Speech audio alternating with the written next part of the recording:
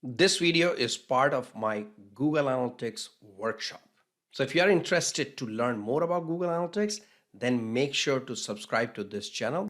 You also have a link in the description of this video, which will take you to a page where you will find tons of digital analytics and Google Analytics resources. So make sure to check that out as well. Now let's dive into the video. This is Google Analytics. So in this one, you have first is real-time information. Real-time information, the way it's configured is you have your reports here. Before I go into real-time, you have your reports here, all the categories. Expanding these sections will show you the type of reports there are.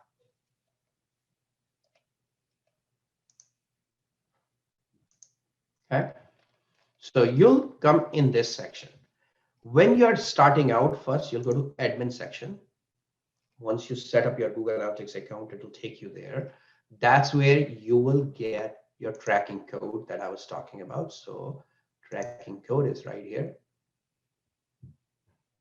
This is the code that needs to go on all your pages. That's the code that collects the information. However, like I said, you don't put this directly on your website. You use Google Tag Manager. And you can find out how to use it right here. Step by step, I go through that in the program, but you go through that. Okay, so once that tracking code is there, it'll start to collect all that data. Then, once that data starts to come in, you'll see in your real-time report what's happening on your site at that given moment. How many people are there, where they are coming from, traffic source, keywords. Keywords does not get passed anymore from search engines. And then active pages. Where are they right now? Location tells you the location they are. So you can see which countries they are visiting from. You can drill down into locations to see the city, state information right here, where they are coming from. There's an active user here. And this is all based on the IP address. Not accurate, 100% accurate, but gives you a close idea.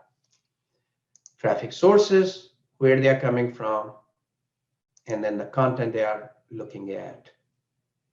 Events that are happening, and we'll cover events. Events are certain activities that people do on your website. You can track any user interaction or page interaction that can be tracked as events. So let's say a user is scrolling on the page, I can track that as an event. User is downloading a white paper, I can track that as an event. Did they see an ad? I can track that as an event. Did they click on an ad? I can see that as an event. They clicked on a button, I can track that as an event.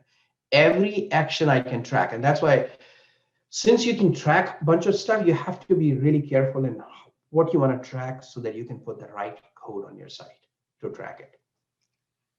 Then you have audience. Audience is all about users. Very, very powerful information.